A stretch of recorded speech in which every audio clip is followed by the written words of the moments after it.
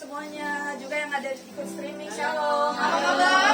Luar biasa. Kita anak-anak Tuhan selalu luar biasa.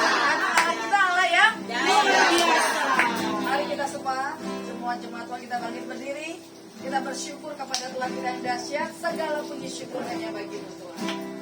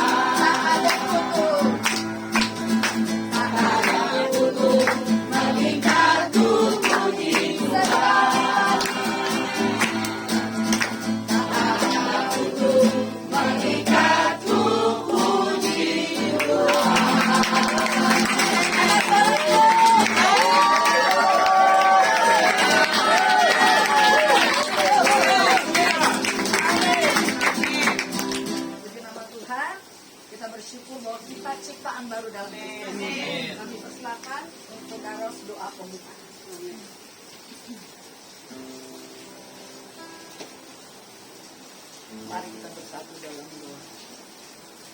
Allah Bapa kami yang bertahta di kerajaan sorga, Allah yang kami puji, Allah yang kami pujikan, Kami mengucapkan syukur kepadamu Tuhan. Karena kami dapat berkumpul di tempat orang tua kami Tuhan. Itu adalah anugerah-Mu yang terbesar dalam kehidupan kami. Di saat tuanya ini Tuhan, kami dapat bersama-sama beribadah kepada-Nya Tuhan. Berkati Tuhan persekutuan kami dari awal pertengahan sampai akhirnya. Mari kami undang Roh Kudus untuk hadir di sini. Penuhi kami pribadi pas pribadi. Karena kuasa darah Tuhan, kami dapat bersatu. Karena kuasa darah Tuhan, kami dapat meluangkan waktu kami di tempat ini. Dan begitu juga Tuhan, adikku Sulasma, dia sudah datang kemari. Kami mengucap syukur kepadamu. Itu hamba-Mu yang Kau rapi Tuhan. Biar nama-Mu saja dipermuliakan dan Tuhan. Begitu juga orang tua kami Tuhan, yang kami cintai. Nanti dia membawa firman. Biar firman itu menjadi peneguhan dalam kekuatan Tuhan. Karena kami tahu hamba-Mu ini Kau pakai dengan dahsyat dalam kehidupan. Sampai saat tuanya sekarang sudah 82 tahun. Kau sertai dia. Firman-Mu yang berkata sampai masa putih rambutnya jatuh dalam nama Tuhan. Biarlah Tuhan yang berfirman saat ini dan melakukan apa yang terbaik dalam kehidupan kami. Tuhan, terima kasih dan terima kasih. Dan begitu juga Tuhan, anak-anak kami yang belum hadir di tempat ini. Tuhan, semua dalam perjalanan mereka, bahkan mereka tidak mengucap apa-apa. Biarlah kasih setia-Mu menyertai kehidupan kami. Karena kuasa darah-Mu saja yang mengikat kami. Kau yang memberikan kami kesehatan melangkah di tempat ini. Karena anugerah-Mu Tuhan. Terima kasih kami ucapkan kepada-Mu. Biarlah kemuliaan kami kembalikan kepada-Mu. Ampuni kami Tuhan, kalau kami kurang layak di hadapan-Mu. Dalam nama dan kuasa-Mu kami ucap syukur. Haleluya. Amin. Silakan duduk jemaat yang terkasih. Sungguh Tuhan adalah Tuhan yang mulia. Setiap kita percaya bahwa berkat Tuhan selalu menyertai setiap kita sungguh-sungguh. Tetap berharap kepada Tuhan. Mulialah nama-Mu Tuhan.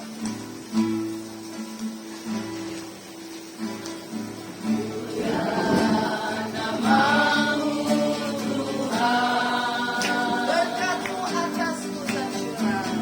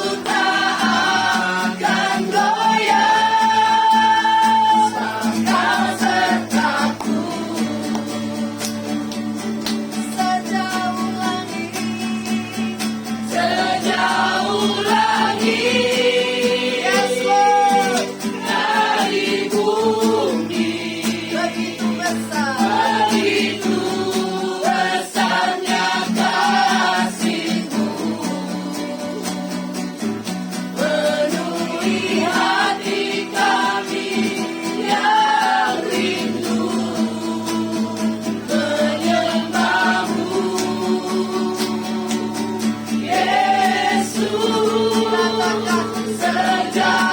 langit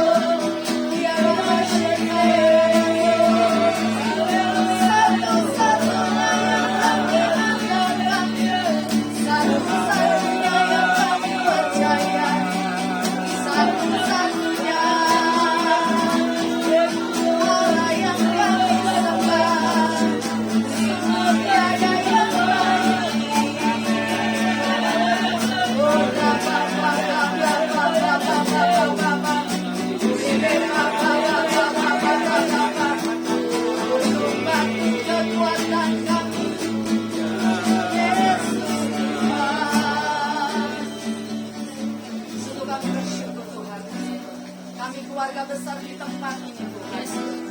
Anak cucu mantu Tuhan semua berkumpul Tuhan di keluarga Opung Sitorus sebagai tanda syukur kami bagaimana Engkau menuntun dan memimpin setiap kami Tuhan sampai detik ini Tuhan. Kalau kami tidak jatuh tergeletak karena tangan-Mu yang terus menopang dan memimpin kami. Bahkan kami bersyukur buat roh yang Kau berikan buat setiap kami Tuhan. Terima kasih buat api-Mu yang senantiasa kami jaga setiap waktu Tuhan. Karena kami percaya Tuhan, lewat api kegerakan-Mu biar itu berkobar-kobar di dalam setiap roh kami Tuhan. Untuk menuntaskan apa yang harus kami tuntaskan, untuk menyelesaikan apa yang harus kami selesaikan Tuhan. Thank you Holy Spirit. Terima kasih Tuhan. Kalau sementara ada kesaksian kami percaya, lewat kesaksian anak-Mu, kami semakin lagi mengasihi Tuhan. Semakin lagi Tuhan bekerja lelah buat Engkau Tuhan. Selama waktu masih ada Tuhan, kami tidak mau hilangkan kesempatan Tuhan berikan buat setiap kami. Segala puji hormat kemuliaan kami persembahkan buat Raja di atas segala kami, Yesus Kristus Tuhan. Mari berikan tepuk tangan buat Yesus Kristus Tuhan kita yang dahsyat. Mana biarkannya?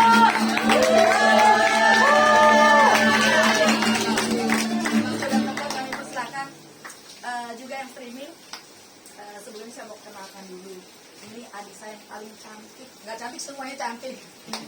Baru pulang dari Turki, jadi begitu banyak kedahsyatan bagaimana pimpinan penyertaan pertolongan Tuhan buat Ibu Christine waktu dan tempat. Kami persilakan. Shalom semuanya. Shalom. Terima kasih buat kesempatan hari ini. Yang paling dahsyat adalah ketika oma kami, Opung ini adalah yang membawa kami pertama-tama untuk mengenal Tuhan. Dan saya ingat waktu Opung doain pertama kali, beliau kasih saya, sampai saya di Alkitab saya itu saya garis, bahkan saya nempel semuanya, itu Yesaya 61. Di Yesaya 61 itu dikatakan bahwa kabar selamat kepada Sion. Roh Tuhan Allah ada padaku, oleh karena Tuhan telah mengurapi aku. Dia telah mengutus aku untuk menyampaikan kabar baik kepada orang-orang sengsara dan merawat orang-orang yang remuk hati, untuk memberitakan pembebasan kepada orang-orang tawanan dan kepada orang-orang yang terkurung kelepasan dari penjara.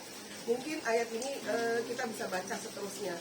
Yang paling ajaib adalah saya mendapatkan pengalaman rohani yang luar biasa baru-baru ini. 3 minggu yang lalu saya baru pulang 2 minggu yang lalu dari Turki. Waktu itu teman saya ngajak saya hanya isi cawan. Dia bilang begini, "Kak, temenin aku yuk," karena dia mau pergi ke Turki. "Kakak harus dukung aku di Turki, isi cawan." Aku bilang oke, aku isi cawan gitu. Nah, waktu isi cawan kita untuk Turki, saya belum ada dapat bahwa saya itu akan ke Turki, karena saya memang saya kepingin sekali ke 7 jemaat, karena saya udah 4 kali ke Yerusalem. Saya pikir kok kita belum pernah nih ke Wahyu, 7 jemaat Wahyu, kayaknya penting untuk ikut. Tapi pada waktu itu ketika isi cawan, Roh Kudus seperti bicara, macam kamu harus ikut. Waktu saya dibilang ikut, itu tuh bagi saya nggak gampang. Yang pertama, saya harus ninggalin anak saya yang kecil. Yang kedua, saya harus izin sama suami saya. Kebetulan suami saya itu kan pegawai negeri, jadi dia suka dinas keluar kota, nggak ada yang jagain anak saya. Jadi kita tuh biasanya suka gantian. Tapi hari itu saya tangkap aja. Ya udah Tuhan, kalau memang Tuhan izinkan, Tuhan yang menyediakan. Saya nggak mau minta uang sama suami saya. Kalau ini dari Tuhan, pasti Tuhan yang menyediakan. Pada waktu itu, saya mengalir begitu aja. Tiba-tiba ada yang nabur.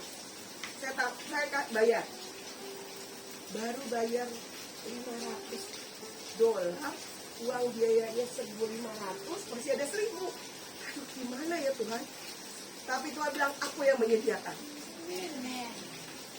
pada akhirnya singkat cerita semua dana selesai dibayarkan, bahkan saya dikasih uang saku.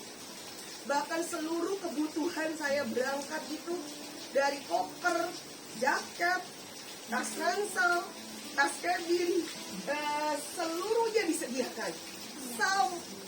Sampai yang nggak terpikir oleh saya, sampai koyo.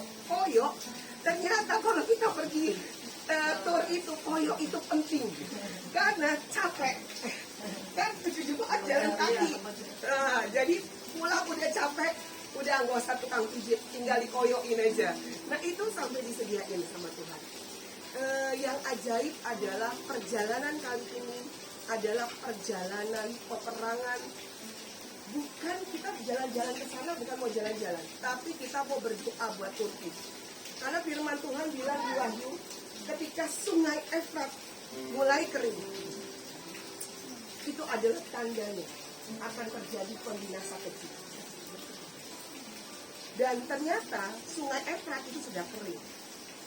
Jadi misi kita ke sana bukan main-main, bukan cuman mau datang ke reruntuhan gereja-gereja di 7 jemaat itu, tapi untuk berdoa untuk lawatan terjadi ke atas Turki.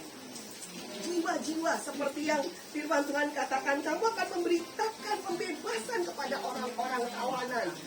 Waktu saya replay ulang, ini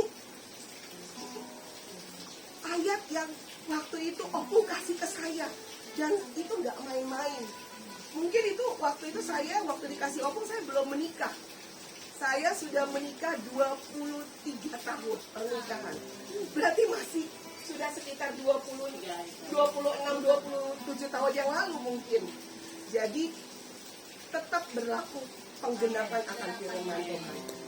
Dan yang ajaib perjalanan itu adalah target kami itu dua-duanya minta doa. Amin. Dan yang satu itu orang Armenia dan Muslim. Mereka Kedah. Dan yang paling dia itu indigo. Dia dapat dari Tuhan. Dia didatangin seorang malaikat. Dan malaikat itu berkata kepada dia, kamu akan ada peperangan bersama malaikat Mikael.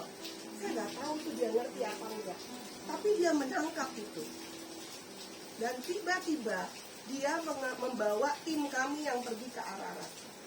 Waktu dia membawa tim kita ke Ararat, dia cerita perangan rohani yang dia dapat di alam roh. Ada orang indigo itu kan bisa ngelihat orang setan, bisa ngelihat arwah-arwah, bahkan ada arwah-arwah orang mati yang mendatangi dia, minta tolong. Saya nih nggak selamat, mana ya pintu jalan saya ini kok saya ngawang-ngawang. Itu sering dia dapatkan begitu. Sampai akhirnya di tengah perjalanan pemimpin dari bus tersebut menceritakan tentang keselamatan kepada beliau. Dan yang amazing adalah orang yang tidak kenal Tuhan, orang yang tidak tahu siapa Yeshua HaMashiach itu, tapi dia dapatkan sendiri. Lalu di hari terakhir ketika kami mau pulang ke Indonesia, dia nginap di hotel kita juga. Dia minta dibaptis. Saya tahu itu bukan manusia. Dan saya tahu peperangan yang kami lakukan bukan peperangan kita, tapi Tuhan yang menyuruh malaikat Mikael dan Gabriel berperang pada waktu itu. Dan yang paling ajaib, bukan satu target saja yang minta dibaptis, 2 target kami minta dibaptis pada hari itu. Saya sudah berkali-kali pergi doa seperti ini ke bangsa-bangsa, tapi baru kali ini saya mendapatkan peneguhan yang langsung dari Tuhan langsung, yang membuat saya sangat-sangat sukacita.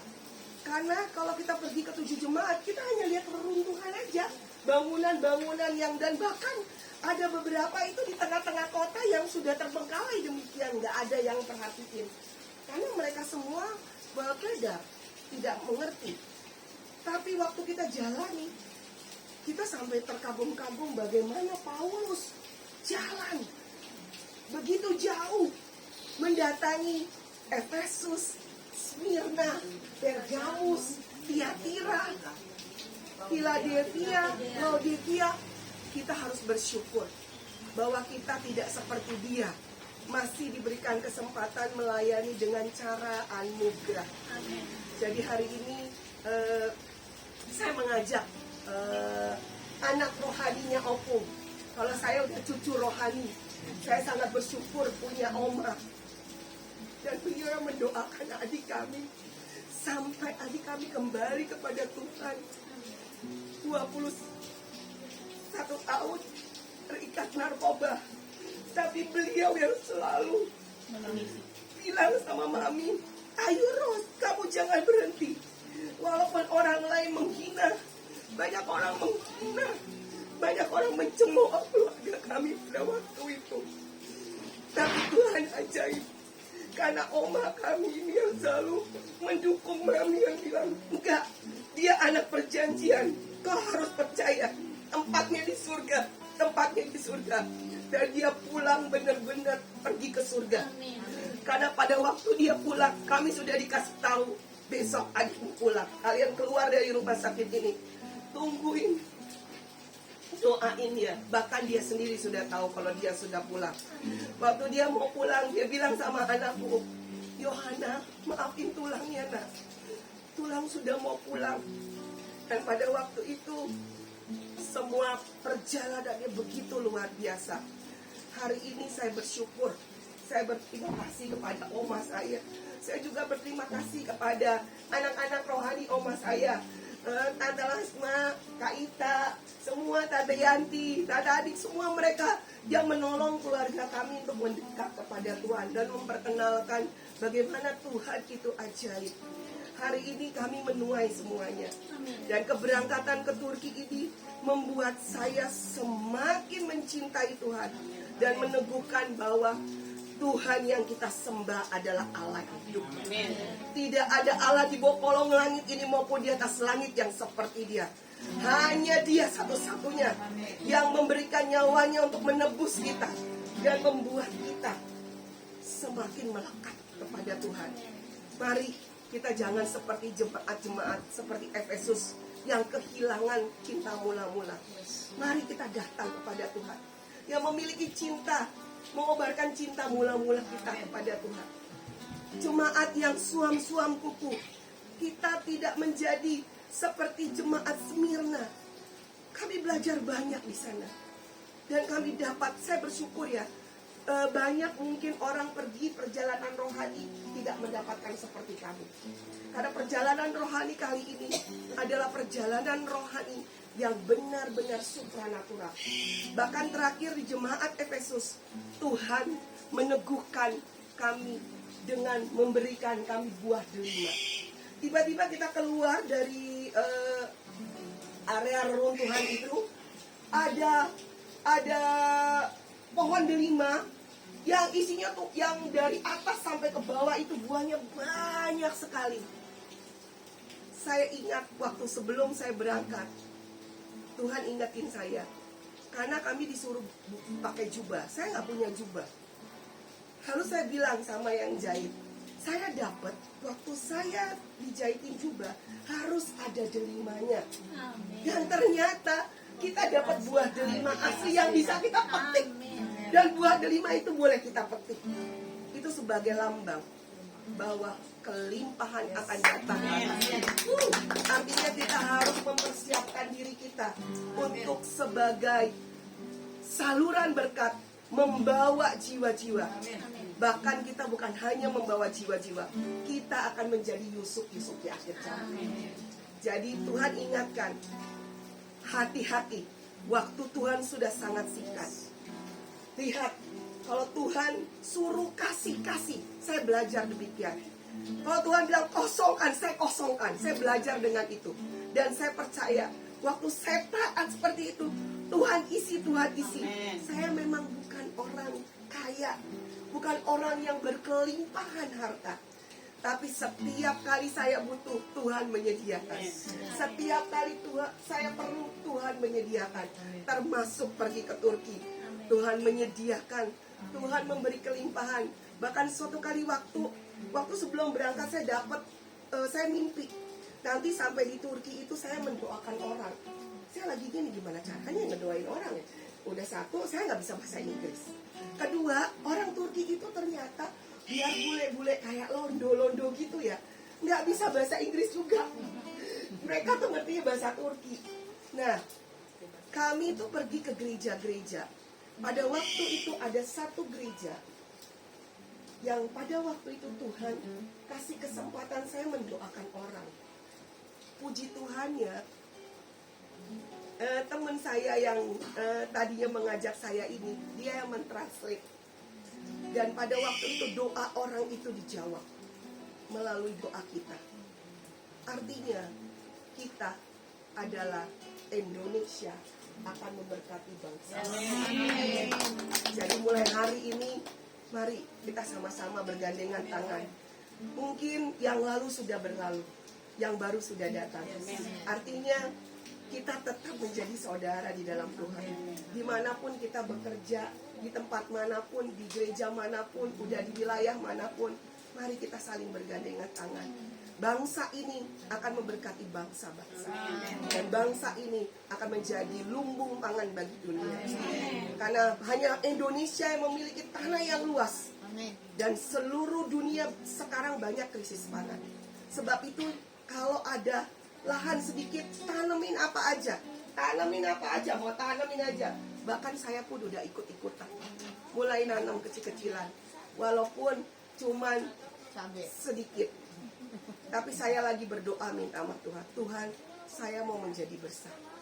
Saya pengen memiliki peternakan untuk memberkati orang, saudara-saudara, sepupu kita.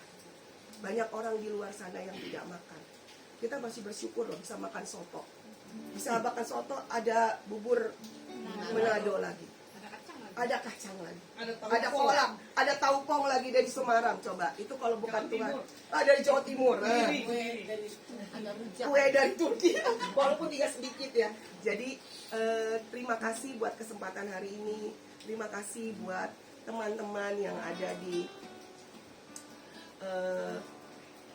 streaming. Kita percaya, jangan jenuh dan jangan menyerah. Waktu Tuhan sudah sangat singkat. Mari kita kejar panggilan kita sampai menyelesaikan garis akhir destiny kita. Terima kasih. Masih bisa satu kesaksian Ibu Lasma? Satu kesaksian masih bisa. Kita sambut kesaksian Ibu Titin. Tuhan engkau ajaib bagiku. Karena tidak ada yang mustahil. Tuhan engkau ajaib. Lalu yang Pak Ibu.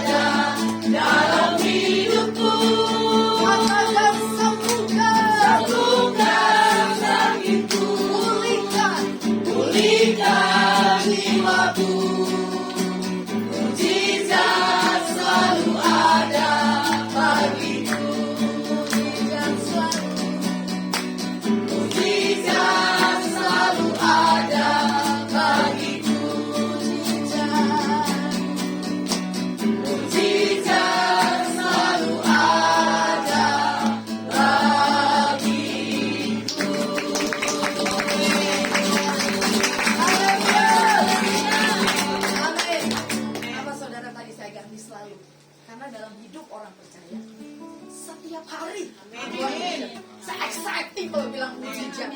Kalau saya selalu bilang kan sama teman saya, kalau saya mau ceritain mujizat Tuhan itu satu buku. Mungkin saya percaya saudara yang lain juga sama seperti yang saya alami bersama Tuhan. Jadi saya mau buka satu lagi ruang kesaksian. Silakan saudara yang terkasih, siapa yang mau bersaksi? Oh iya. Ya, Uli ya. Ada di belakang itu. Nggak apa-apa. Waktu dan tempat, silakan.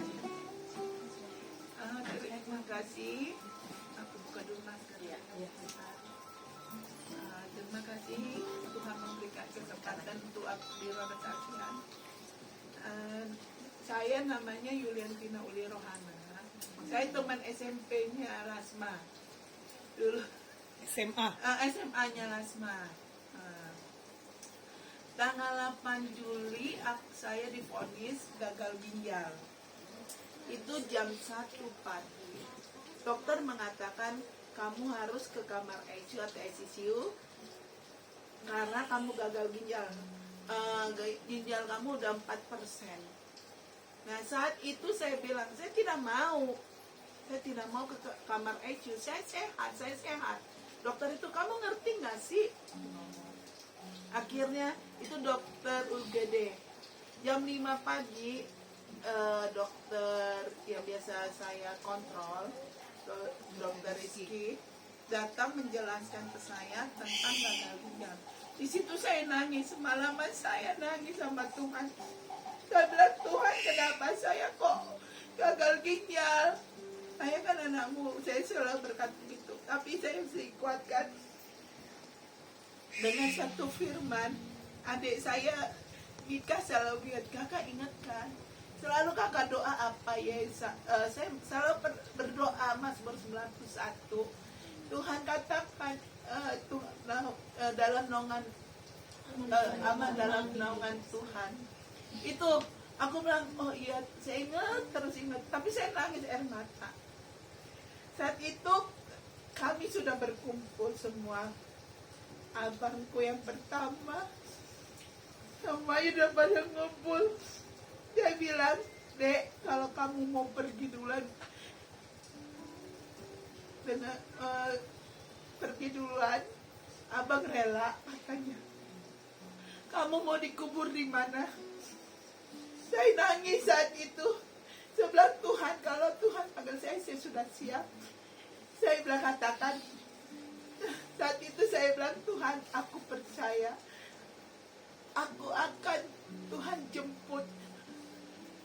Aku percaya, aku nangis, sudah siap aku Tuhan. Kapan saja Tuhan panggil saya.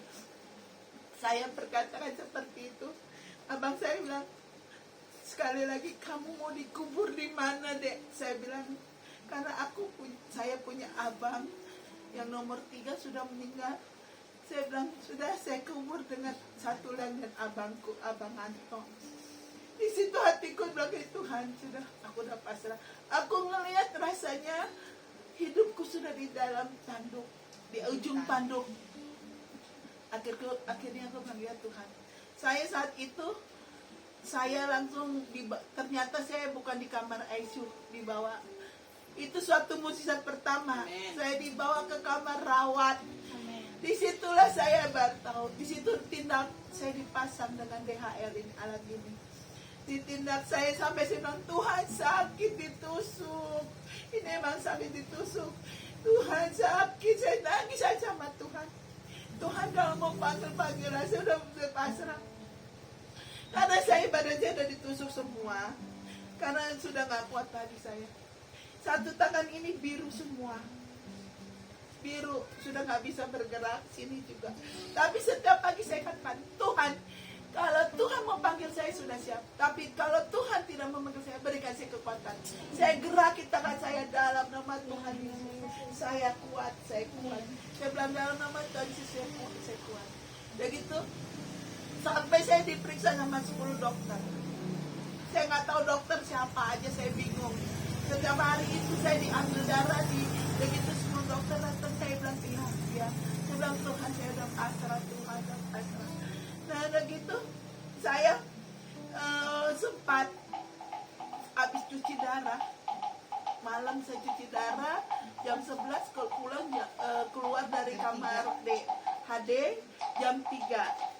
Jam 3 situ saya mau diambil darah di paha. Saya udah bilang ya suster ya, nggak bisa dapat di sini nggak bisa, di sini lagi. Dan diem saya. Nah ternyata saya perdarahan. Saya nggak tahu, saya panggil kakak saya pikir saya pipis, kak ganti pampersku dong, ganti pampers. Ternyata darah semua. Saya begini, Tuhan Yesus saya nggak sanggup Tuhan dalam hati. Tapi saya percaya Tuhan selalu mengatakan, menguatkan saya dengan firman, hidupmu ada di tanganku, jangan takut. Aku ingat, oh ya Tuhan Yesus sudah habis ambil darah. Saya diam, saya lagi diam. Tiba-tiba benar itu kayak ada hitam. Saya tidur nyenyak. Ternyata saya nggak tahu. Di situ kakak saya ngeliat saya lagi tegang saat mata saya udah mendelik, mulut saya udah gitu. Kakak saya udah nangis. Saya dipukul-pukul. Saya dengar suara mama saya, Uli. Saya mau bilang, iya mama. Kakak saya bilang, Pak, Uli, bangun, Uli. Dia bilang, untung saya nggak mengikuti suara itu. Saya langsung ingat, oh kenapa kakak Rina kok manggil saya, dan nangis. Udah gitu saya lihat ternyata dokter sama suster sudah datang membawa alat. Saya bilang, kenapa? Emang kenapa aku? Saya bilang gitu. Kamu tadi tegang. Saya bilang ini, kejang, kata kamu kejang. Enggak kok, orang mulai tidur. Dia bilang, apa yang kamu lihat? Aku dengar suara mama manggil aku. Bukan, itu bukan mama, itu setan. Roh yang di dalam kamu lebih besar. Dan saya lagi kuat, oh iya Tuhan, terima kasih. Sampai kakak saya dipanggil lagi. Untuk saya dibawa ke kamar ICU, takut kejang-kejang lagi. Kakak saya langsung bilang, tidak dokter, saya tidak mau. Kalau Tuhan mau manggil adik saya di tempat tidur yang rawat. Kalau di kamar ICU kami tidak bisa lihat katanya. Itu hanya terbatas. Dibilang gitu, ya sudah tidak. Dokter bilang kalau kenapa-napa tidak, kami mengangkat tangan. Puji Tuhan. Sampai 3 minggu saya dirawat. Puji Tuhan saya bisa hidup hari ini. Tuhan beri kesempatan. Terima kasih Tuhan Yesus. Makanya Tuhan katakan hidup mati seseorang dikuasai oleh lidah. Untung Uli diingatkan Tuhan, firman Tuhan, terus bersyukur ada Karina yang mengingatkan. Itu bukan mama, karena itu setan. Jadi waktu kita menghadapi apapun dalam hidup kita, jangan percaya apa kata orang, tapi percaya apa kata firman Tuhan. Karena Tuhan memberikan kita kuasa untuk mencipta. Amin. Kita percaya bahwa kita punya Tuhan yang dahsyat, yang hebat. Sebelum firman Tuhan, mari kami undang seluruh jemaat Tuhan kita bangkit berdiri, kita nyanyikan satu pujian. Ajar kami Tuhan, karena kita tahu kita hidup di akhir daripada akhir zaman. Biar kita semakin lagi sungguh-sungguh melekat kepada Tuhan.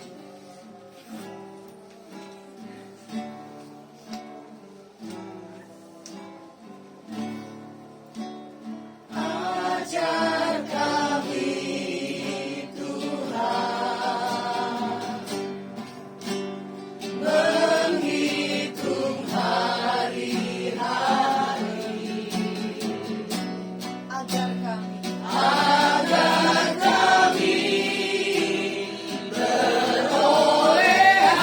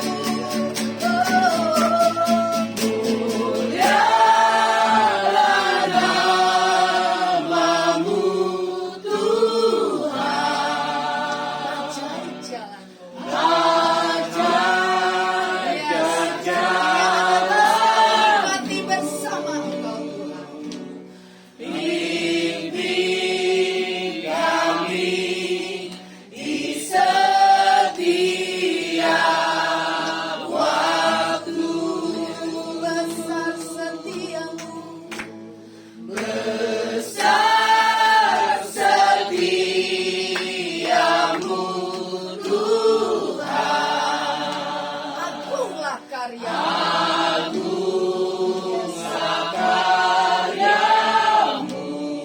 Sungguh hati kami bersyukur.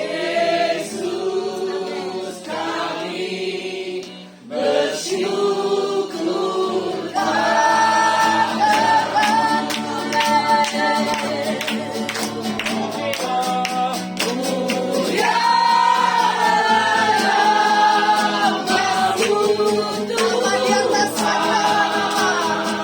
Ajaib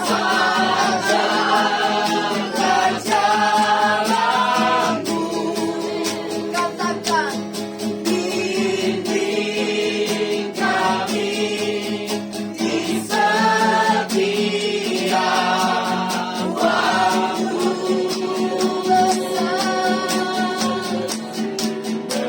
besar setiamu Tuhan. Agunglah karyamu. Katakan Yesus, kami bersyukur padamu. Yesus, kami bersyukur. Yesus, kami bersyukur padamu. Yesus, kami bersyukur. Yesus, kami bersyukur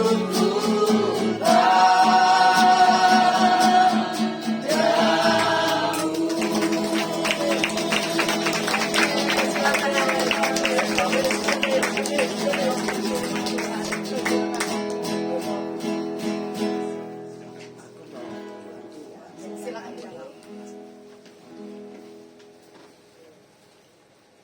Iya. Tuhan berfirman,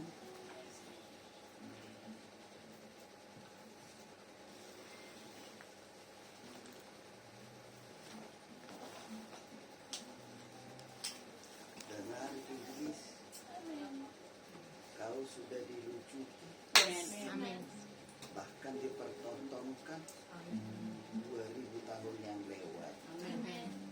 Kau tidak ada hak merusak kami manusia, sebab di dalam nama Tuhan Yesus, Tuhan menentukan kami adalah umat pemenang. Amin. Itulah firman Tuhan yang Tuhan berikan kepada kita sekarang ini dalam nama Tuhan Yesus. Itu aja.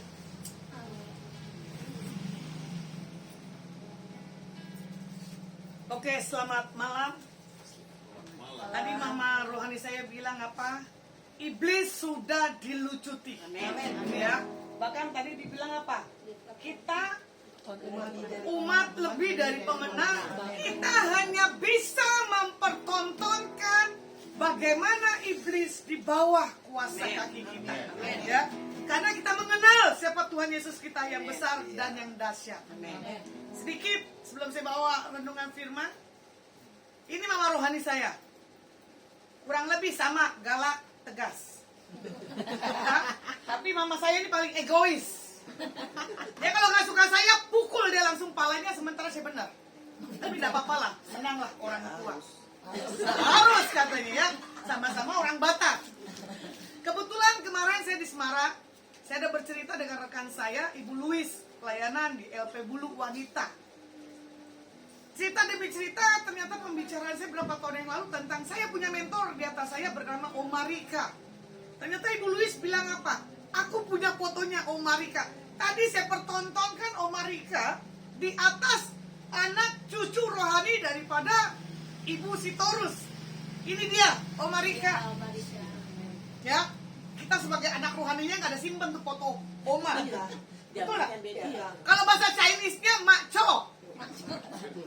Ini mama rohani saya. Dia punya mama, Hana Lili Pali. Ya. Mbak Yanti dengan mama saya satu rating harusnya. Tapi Mbak Yanti nggak mau di-upgrade. Yang di-upgrade mama saya. Diperkenalkanlah dengan Hana Lili Pali. Ternyata kenapa mama saya begini? Sama aja. Hana Lili Pali galak, keras. Kalau kalian 2-3 kali nggak dengar diusir. Betul nggak? Pengalamannya Yanti dan mama saya. Ternyata baru saya selidikin lagi. Daripada mama Hana Lili Pali, Om Marika yang tidak menikah sampai hari ini, yang tadi juga kesaksian. Di umur 80 berapa tahun? 84 tahun dipanggil Tuhan, tidak menikah, tapi hidupnya buat Tuhan. Saya juga nggak menikah, yang penting buat Tuhan aja lah. Ternyata ini orangnya keras dan galak lebih daripada anaknya Hana Lili Pali.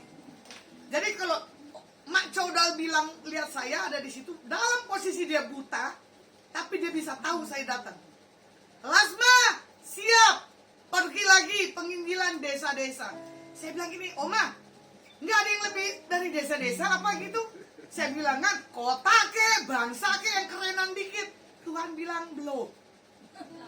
Saya bilang kok berapa lama saya harus berangkat desa ke desa? Tapi saya setia pelayanan desa ke desa. Dari tidurnya di ubin, di tanah, sampai tidurnya di balai-balai, sampai tidur di ubin, sampai tidur di harga kasus 100 juta pun saya udah nikmat. Ya, itu baru tidurnya doang, belum punya. Tapi saya akan menuju. Ya, saya akan menuju ke situ. Karena apa? Tadi ponakan saya bilang apa ke Turki. Kebetulan nih ada restoration community, ada daddy saya di sini.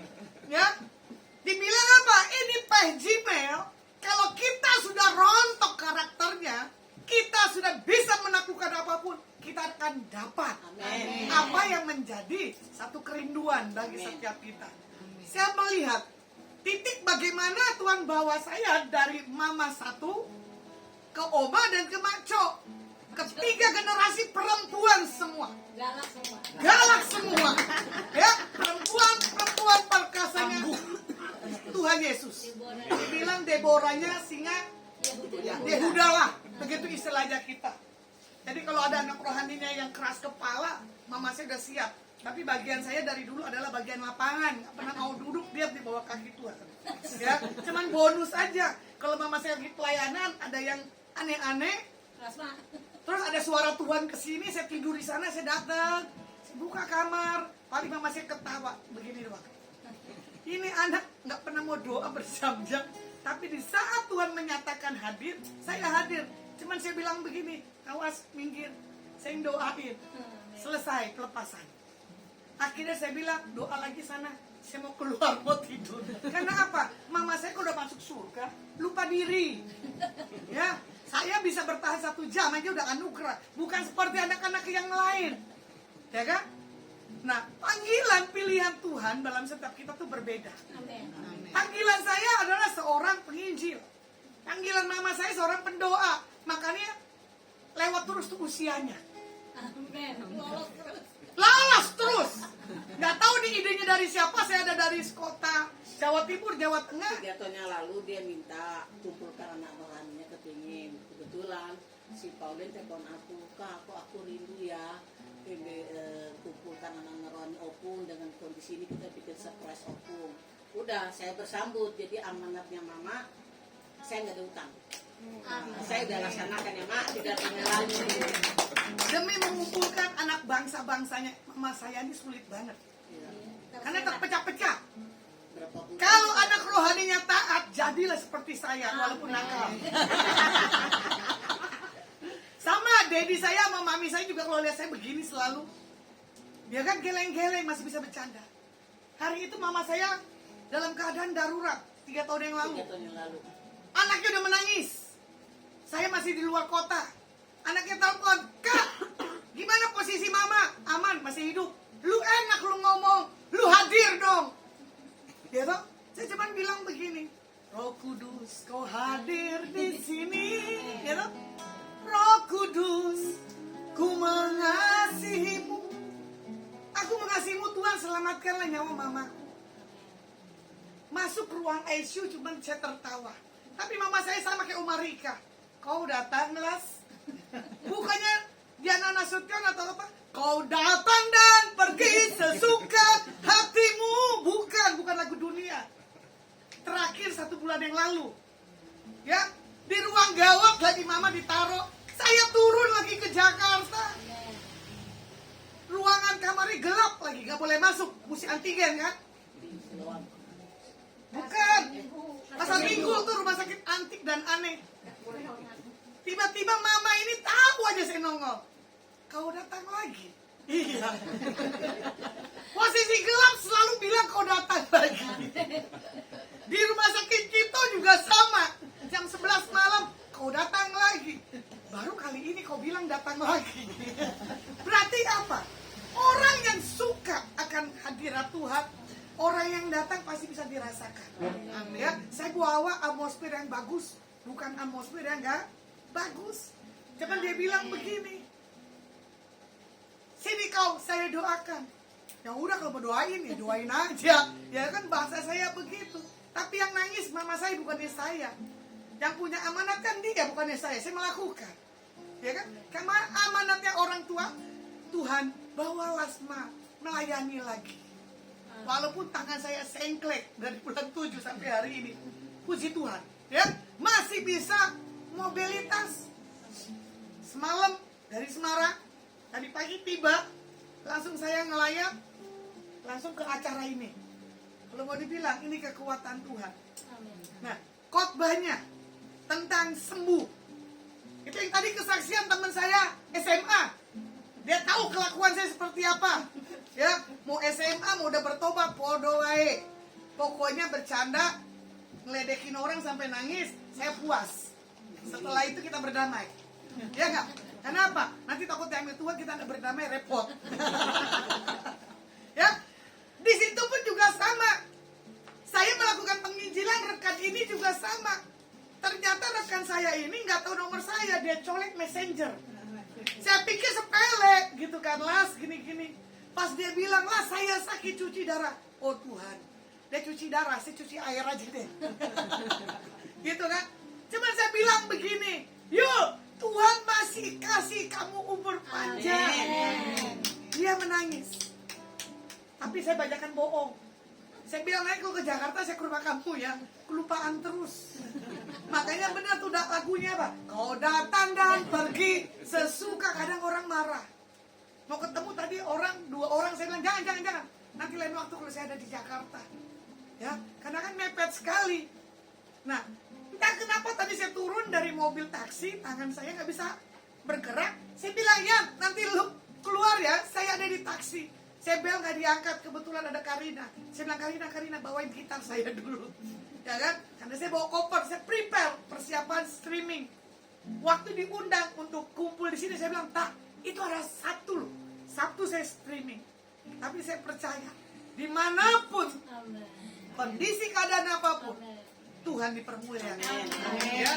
Bagaimana kesembuhan buat Yuli pasti terjadi. Kalau Upung sudah sembuh, berapa tahun yang lalu, 3 tahun keluar masuk 82 tahun loh. Mau 83 Desember. Ya, tinggal berapa bulan lagi? 2 bulan lagi 83. Ini kita punya mama rohani. Diketemukan lagi anak-anaknya yang bersyukur. Sementara biasanya dipanggil Tuhan, mama saya masih sehat. Amin. Di sini memuji Tuhan, di sana lagi happy. Happy sama aja sih. Di sana meneteskan, di sini menari. Beda tipis, ya. Kalau mau dilihat di 1 Raja-Raja 19 ayat 1 dan 8, ya. Bagaimana Elia naik ke gunung Horeb mencari petunjuk hikmat daripada Tuhan. Ya. Saya tahu bagaimana Nabi Elia diperintahkan Tuhan untuk memperingatkan Raja Ahab supaya apa? Membuktikan siapa Tuhan Yesusnya di atas 450 para Baal. Yuli waktu diperhadapkan ruangan ICU takut. Saya juga takut. Waktu tangan saya patah mau dioperasi. Dia bilang puasa jam 6 pagi. Oke, operasi jam 1. Ternyata tindakan jam 3. Saya diem dan keadaan dingin dan lapar di ruang ICU khusus mau operasi. Lucunya itu masuk ruang operasi, saya mau bangun, ternyata kotak per kotak. Itu kotaknya udah ditutup, dibuka. Baru saya melangkah, saya lihat itu apa-apa. Orang dioperasi, saya kabur. Mau kemana bu? Nggak mau. Kenapa tuh ruangannya ditutup? Akhirnya ditarik. Bu, merem aja, jangan lihat. Saya bukannya buta. Jangan dituntun. Ini rumah sakit nggak elit. Saya bilang gitu kan. Tapi entah kenapa, saya belajar ketaatan. Masuk ke ruang operasi. Kaca lampunya besar sekali. Ya, saya tidur. Tangan kanan saya harus di kiri kanan lurus karena operasinya di sini. Tuhan Yesus disalib, plasma disalib. Ya toh, kiri kanan begini. Nggak tahu kapan impulsnya, dibiusnya, saya tidur. Pas udah bangun, muka saya berubah. Dikirim fotonya tuh kemarin. Saya cuma bilang apa? Sakit luar biasa, nggak kayak Yuli bilang Tuhan Yesus. Sakit. Tangan saya nggak bisa terangkat. Ini tangan saya 1 ton. Saya marah-marah. Sampai 3 hari. Habis itu saya baru mengerti. Ternyata ruangan operasi itu nggak enak. Itu baru ruangan operasi gimana Yesus. Ya, waktu saya berangkat ke Israel, saya anggap itu napak tilas 14. 4 itu biasa. Karena apa? Kita cuma jalan biasa kok, nggak minta hikmat dan tuntunan. Oh, Tuhan Yesus terakhirnya di sini jatuh. Oh, Tuhan Yesus di sini membawa apa? Salib. Selesai. Tapi di saat proses itu berjalan dalam diri kita nggak sanggup. Tapi kalau Yuli takut dipanggil Tuhan, saya mau dipanggil Tuhan. Ya, bedanya di situ. Kalau siapa cinta nyawa, firman Tuhan katakan apa? Akan kehilangan nyawanya. Makanya adik jangan nangis kalau mama mau dipanggil. Kalau dipanggil, dengar dia panggil nama saya. Orang pada happy. Ya kan? Giliran orang yang mau dipanggil, susahnya luar biasa. Tadi pagi juga mama saya datang pagi, saya lihat mama saya sakit. Pesenin dulu. Mama mau ke rumah sakit, saya pesenin. Pulang mama saya mukanya lesu lagi. Saya bilang gini, Mak, umur waktu Tuhan panggil tidak akan bisa kita lihat.